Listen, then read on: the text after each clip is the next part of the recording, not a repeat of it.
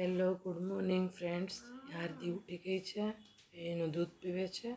બેગોન બધું રેડી કરી દીધું છે સ્કૂલે જવા માટે.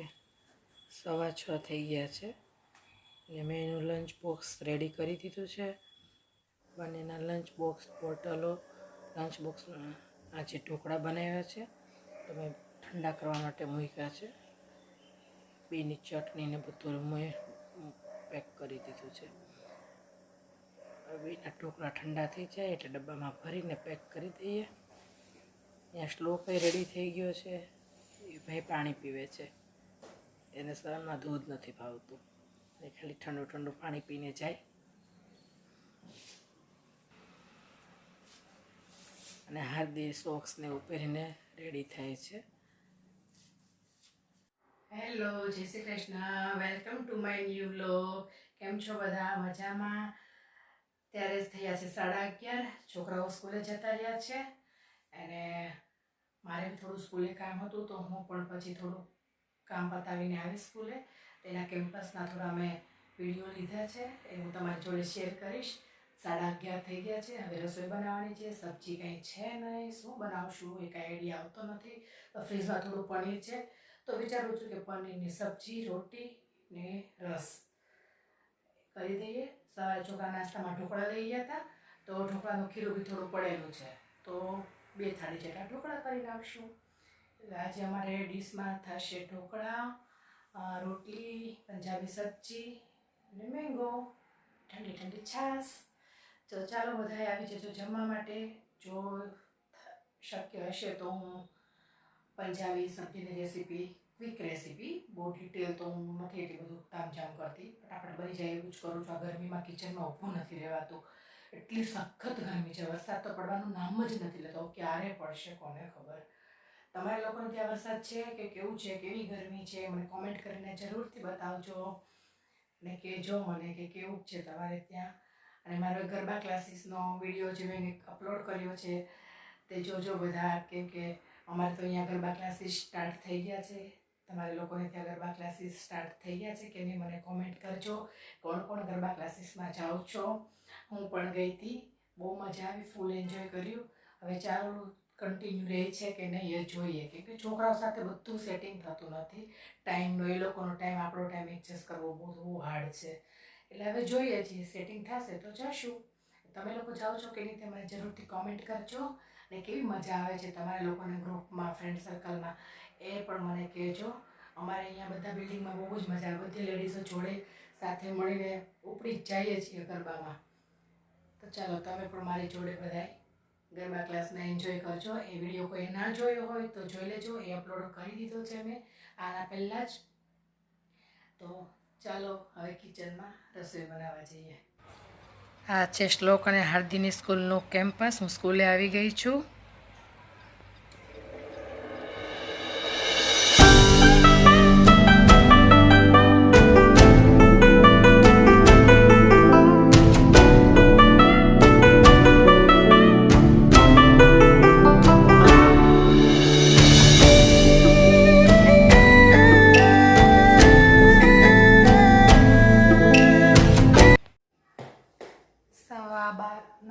થઈ ગયો છે, રસોઈ થઈ ગઈ છે. રસોઈમાં છે પંજાબી સબ્જી, ઢોકળા, કેરી અને આ કાચી કેરીનો સલાડ છે. હવે રોટલી બાકી છે, 1-1.5 થઈ ગયો છે એટલે હવે રોટલી કરીશ. ત્યાં સુધીમાં બધા આવી જશે જમવા માટે. તો ચાલો બધાય જમવા. હાર્દી શું કરે છો? ગેમ રમું છું. કોણ એવું છે? દ્વિતિ, માય ફ્રેન્ડ. હે, તમે ગેમ રમો છો? હા. પછી સાંજે ક્યાં જવાના? ગરબા ક્લાસ જવાના? હા. ફૂલ એક્સાઇટેડ છે ને આમ જવા માટે બધા ફ્રેન્ડ. હા. હે, અમે કાલે ગયા હતા, બહુ મજા આવી ગઈ. તમે લોકો આજે જશો ને? પછી ગરબા કરવા જશો નવરાત્રિમાં? સરસ. ચાલો, કઈ ગેમ રમો છો? Snakes and ladders. આટલી મોટી છોકરીઓ આવી નાની ગેમ રમે? એ અમારી નાની ગેમ રમવા મજા આવે. એવું કાંઈ નહીં, ચાલો રમો. અને શું નાસ્તો શું કરવો છે તમારે? ચાલો ફટાફટ કંઈક ક્વિક ક્વિક બનાવી દો. સારું, ચાલો. સ્ટાર્ટ થી કરવાનો હતો. 1 2 3 4. નહીં 1 તું પાછું પાછું અચ્છા તું આંખો બંધ કરે છે તો સ્ટોપ 1 1 નહીં 1 તો અહીંયા જ રહેશે ચાલ તું સ્ટોપ 3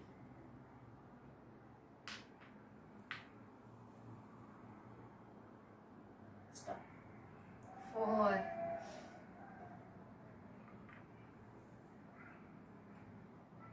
સ્ટોપ 3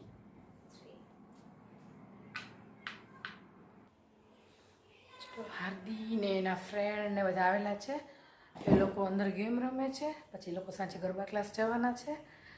અને તો એના માટે હું કંઈક ક્વિક રેસીપી બનાવી દઉં કે છોકરાઓને બી બહુ જ ભાવે અને હેલ્ધી પણ હોય એવું બધું કંઈક બનાવીએ, કંઈક વિચારું રેસીપી. પછી જે બનાવી છે તમારી જોડે પણ હું શેર કરીશ. તો ચાલો કંઈક રેસીપી બનાવીએ. અહીંયા મેં એક બાઉલમાં રાઈસ પલાળીને રાખ્યા છે અને એક મેગી નૂડલ્સનું પેકેટ છે. કુકરમાં 1 ચમચી જેટલું ઘી ગરમ થઈ જાય પછી સ્પિંચ હિંગ છે, હિંગ નાખી અને જે ભાત મેં 15-20 મિનિટ માટે પલાળીને રાખ્યા હતા એ નાખી દઈશું. તમે અહીંયા બ્રાઉન રાઈસ પણ લઈ શકો છોકરાઓ માટે જો બનાવતા હોય તો. મેં તો પછી બ્રાઉન રાઈસ નહોતા એટલે મેં વ્હાઈટ જ લીધા છે. બાસમતી રાઈસ જે આપણે આવે ને મોટા એ છે.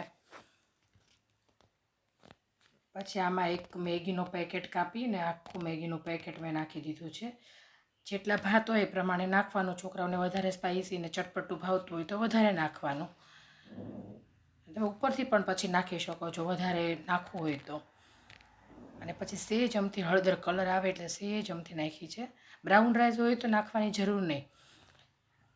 અને સેજ સોલ્ટ નાખ્યું છે બસ. પછી પાણી નાખી એમાં ડૂબે તેટલું પાણી, બહુ વધારે પાણી નહીં નાખવાનું, થોડા છૂટા રહે ને એટલું જ પાણી નાખીને પછી મેં એમાં એક જ વિસલ વગાડી લીધી છે ધીમા ગેસ પર. અને પછી એ કુકરને ઠંડુ થવા દેવાનું છે, ડાયરેક્ટ નથી ખોલવાનું. એક જ વિસલ વગાડી પછી બધી હવા નીકળી જાય ત્યાં સુધી ઠંડુ થવા દેવાનું છે. કેવા છે ટેસ્ટમાં? સારા છે. રેડી છે મારા મેગીવાળા રાઈસ.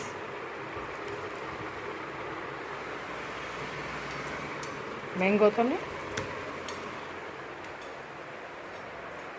શ્લોક તન નથી ખાવાનું?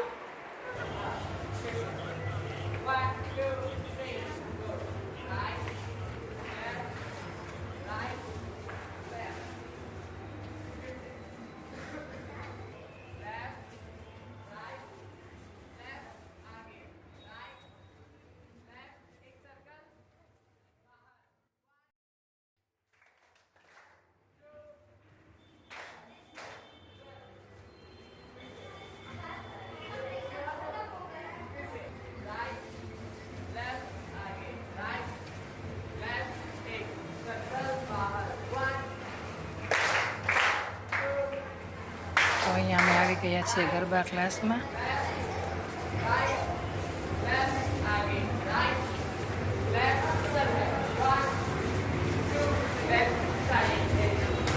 દુનિયાના તમામ પિતાઓને હેપી ફાધર્સ ડે. અને જો તમને મારો વિડીયો પસંદ આવતો હોય તો સબસ્ક્રાઈબ કરજો, લાઈક કરજો, શેર કરજો. Thank you for watching. જય શ્રી કૃષ્ણ.